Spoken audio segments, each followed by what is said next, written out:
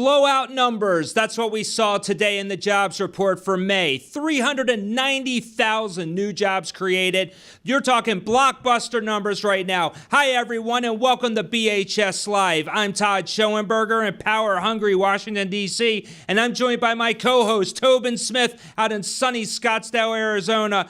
Toby, we had some great numbers. I figured we'd be uncorking some champagne right now. We should be celebrating. This is on the backs of the April reading, which gave us 450,000 new jobs. Things are great, right? But what's happening? The markets are going south. We have another Friday crash on our hands today, Toby. Probably because we're going live, I'm guessing. But what are your thoughts? Why is this happening? Why is good news suddenly bad news? Well, first off, I want to know why you're screaming, Todd. You're making me crazy. Jesus. All right. I'm so excited. I just take the Ritalin down about 50 basis points. You have to understand at this point in a bear market that is, of course, created because the Fed wants a bear market so that they can hopefully reduce inflation. Good news, good economic news. I know this is hard for you to understand. Good economic news is bad for stocks because that means the Fed has more work to do. And remember, when we're in a bull market, good news is good news. And particularly when the Fed said, "Oh, by the way, we're never going to stop raising or lowering rates for the rest of everybody's lifetime." But when you look at it today, you got to, put different glasses on. And that's what we're seeing. Basically, if you do the math and you model out where we are on the thing, our numbers say we get 3.5% to 4% Fed fund rates, which means that auto loans are up 2.5%, mortgage rates are up another 2%.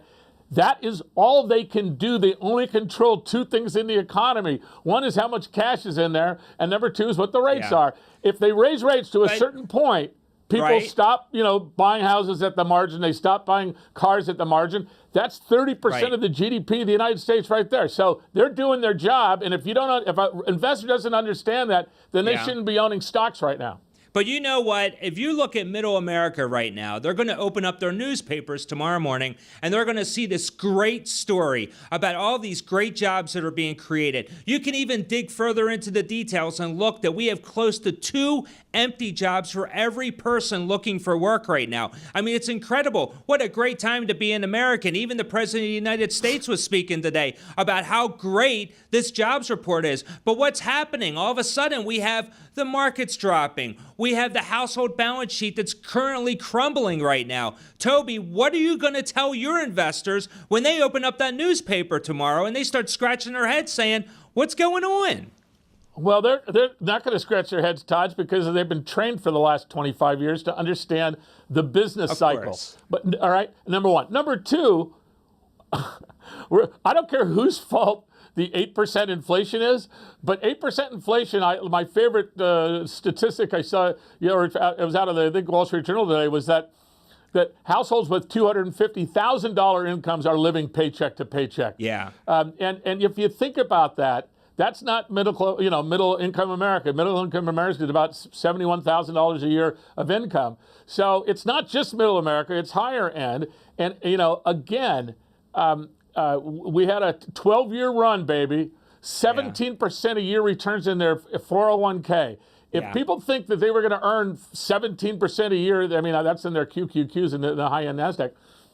We talk about pulling forward demand from pandemic. We pull forward stock market returns by about 20 years. Yeah. So we got to pay the piper, pal. Sorry. Okay. Well, listen, let's switch topics. I just heard the bell. So one thing about the jobs is that 390,000, I know I've been fielding questions all day from the media that they want to know, where are the jobs and which sectors are the strongest ones out there? What we saw in the report this morning was leisure and hospitality brought on 84,000 new jobs just last month alone. Of course, we are going into summer, so that would make a lot of sense. But this is a sector that actually is down from a pre-pandemic level. They are down 1.3 million jobs right now. So they have maybe a lot of room to grow, but those aren't those high wage earning type of jobs. I think that's where the biggest concern is. So what do you say now, Toby, if you have an economy where you have people looking for work, but they can't get that higher wage job? I mean, are we going to start seeing more Americans having 2, maybe 3 jobs just to make ends meet? Well, here's a news flash for you, Todd. In the average household with 2 working parents and 2 kids, at that, $65,000 to $70,000, everybody's got a side hustle these days. That's just reality.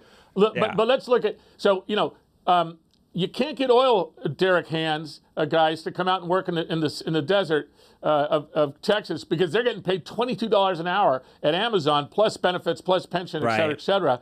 So we have this dislocation. On the other side of it, Elon Musk says, oh, by the way, we're going to get rid of 10% of our staff jobs. So what the shocking number really was how many tech jobs have been cut. Yes. Tech jobs are the ones that's the $125,000 average, $130,000. They're down 75,000 jobs in the last 60 days. You know why? Right. Because a lot of these companies raised a ton of money, and all of a sudden their venture capital backers are saying, boys, batten down the hatches, cut your staff 50%, or you're going to be out of business. And, I've seen this cycle with this, this color hair a few times, and this is exactly what you expect as you're going into a recession, but particularly when they're pulling away the free money, and the unicorn billion-dollar companies are now being slashed to $200 million valuations. Yeah. That's what happens. It's the end of the cycle, brother. That's true. That's true. And the one sector we actually saw job losses in was in retail. They actually were negative 60,000 for the month. Which does make sense, but that actually also shows you that people are not spending money like they were a few months ago. And the case in point, what we just saw out of Target and Walmart, out of their earnings and their dismal forecasts, you can only assume that that's going to continue through the summer. But the number one question that everyone wants to know, though, Toby, is are we currently in a recession? Well, no, we are not technically currently in a recession. Okay. But at this point of the business cycle, that doesn't matter.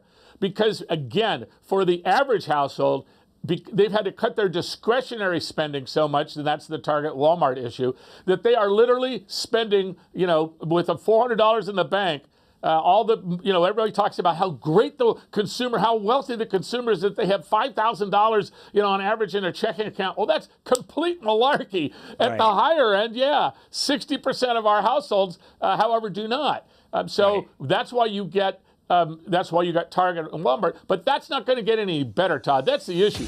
People are sort of dreaming that all of a sudden inflation just peaked, in June. I got news for you. It's going to peak probably next June. Yeah, you're right about that. All right, well, I hear the music right now. That means we're going to go to a break, but as I look, the Dow is down 300 points. We're going to take you right into the close, ladies and gentlemen, and coming up after the break, we're going to be talking about car sales. Toby says we're not in a recession, but the data's proving us different. Stay tuned.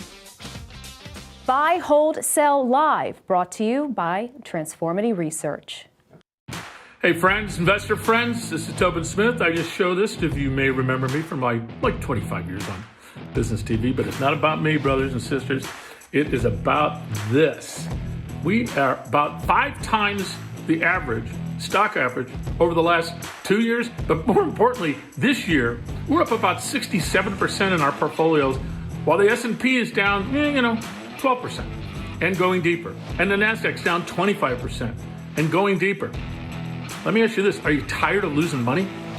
Because right now, we forecast not only a big recession in 2023, but we think we can do this again. We think it could be up again another 50 to 60% by being in the right place, the right stocks, and at the right time.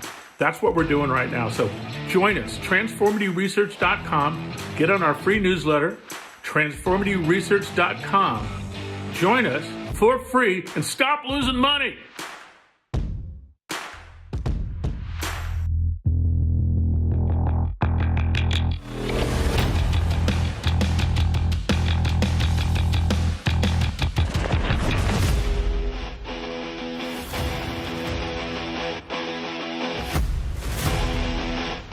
If you like Buy, Hold, Sell Live, be sure to smash the like button.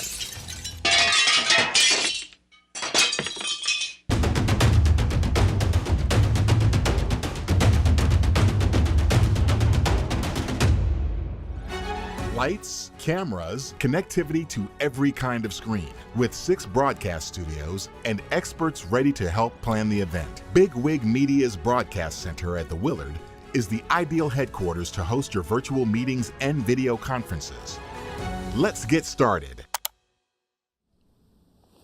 Hey, welcome back. I was talking to my neighbor last week. He took his new car that he bought like 6 months ago, or excuse me, a year ago, and he sold it for 20 grand more than he paid for it.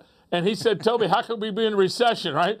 And then all of a sudden we get the numbers on new car sales. And all I can say is, if you have gone to a new car showroom and you can, in fact, one or two of the cars you're actually looking for, and then you have the stones to look in the window at the sticker price, it's not surprising to me, Todd, that we've outpriced for new cars a significant amount of consumers, and if even they bought the car, they can't afford to fill the gas tank. That's the irony of it, isn't it? Now, look, for the viewers right now, what we're speaking of is actually the car sales data that just came out, and we saw this for the month of May. We actually saw an annualized rate of about 12.8 million new cars will be purchased for the forthcoming year. So when you see those numbers, though, that's an 11% drop from April. That's very recessionary. And now you have Wall Street analysts that are very concerned about this. But Toby, you're absolutely right. I mean, when you start looking at higher interest rates, lack of supply out there, the ability that's going to cost you $50,000 for a Ford Focus is outrageous. People are not buying these cars right now. There's no $50,000 Ford Focus. Maybe in New York there is, Todd, but not out in America.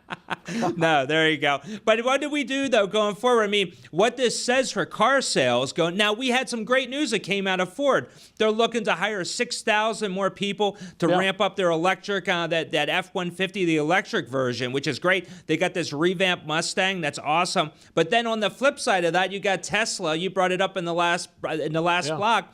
Tesla gave us some warning signs. So it's looking very cautious.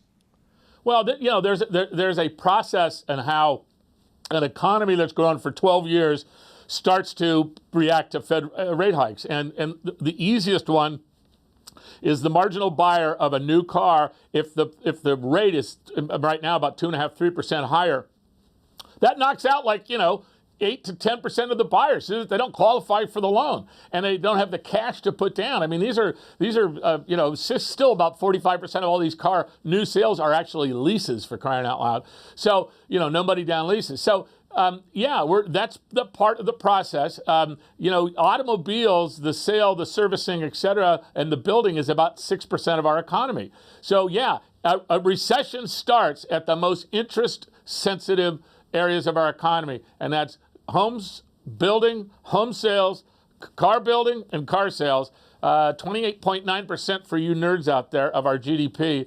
And as they pull back, ultimately, the question is, it means the GDP is going down, but the prices are not coming down.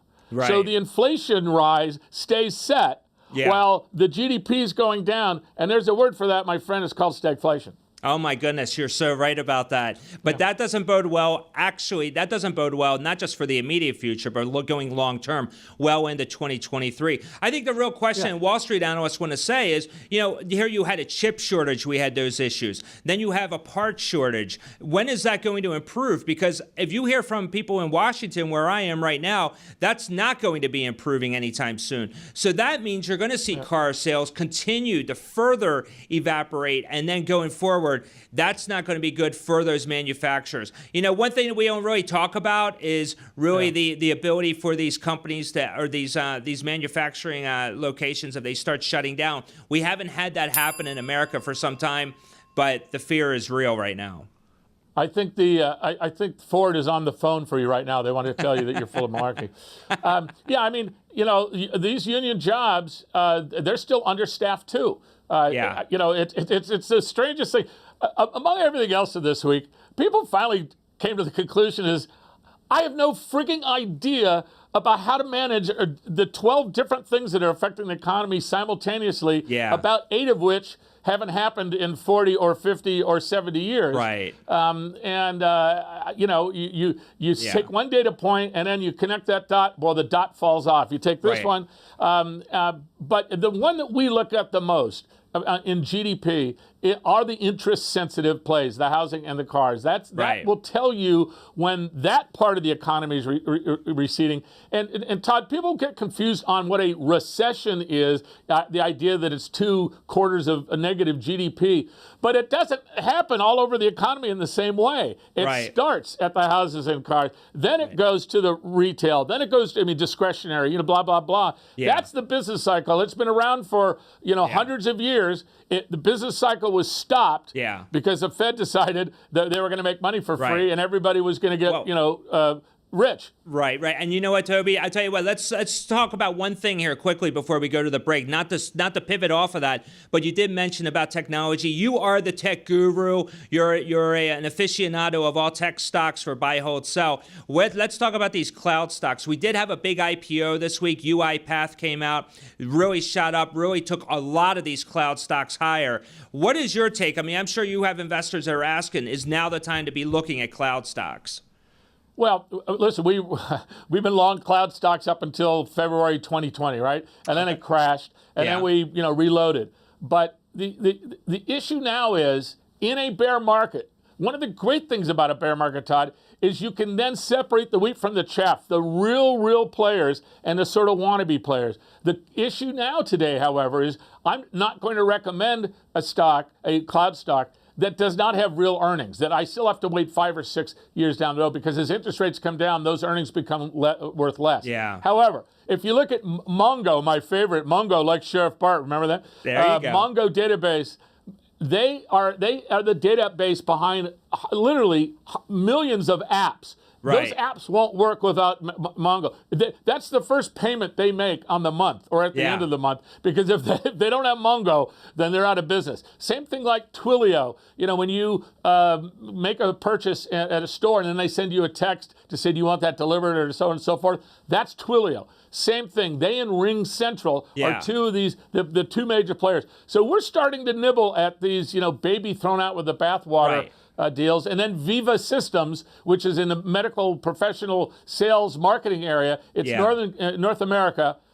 You don't get rid of that, because Salesforce, as we saw this week, people could get rid of a lot of things, but they can't get rid of Salesforce, because if they do, they start losing productivity.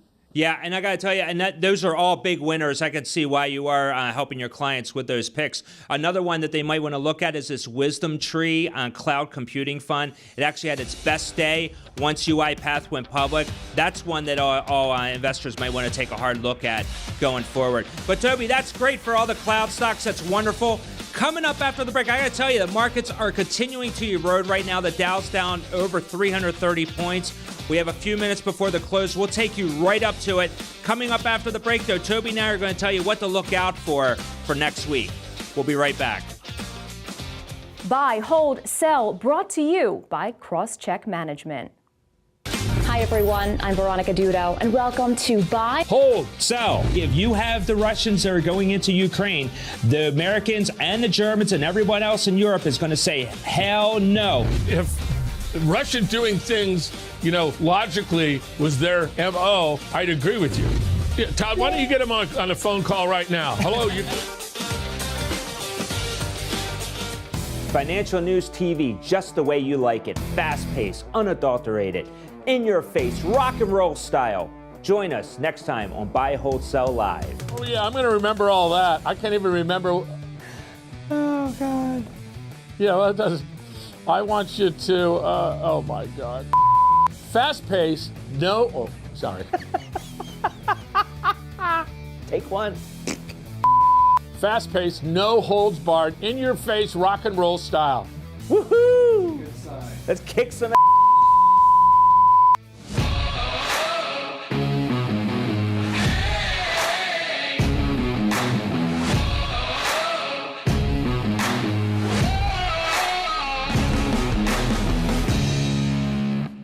I want you to smash that like button.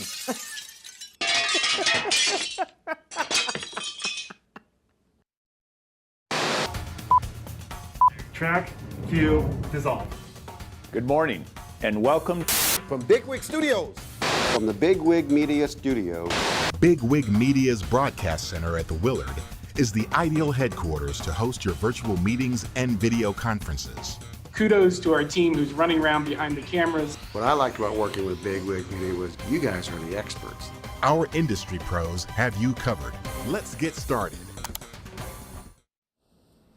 All right, ladies and gentlemen, welcome back to BHS Live with Tobin Smith and myself, Todd Schoenberger. I'm looking at the markets right now. We're down about 330 on the Dow. Looks like we're definitely going into the weekend with another losing week, Toby. That's not looking good. But one of the things that keeps coming up is oil and higher gas prices. We had a big story out this week that OPEC has decided to increase its production by a whopping 648,000. 648,000 barrels. I'm not exactly sure how that's going to move the needle. But Toby, tell me if I'm wrong about this. Is OPEC really relevant anymore?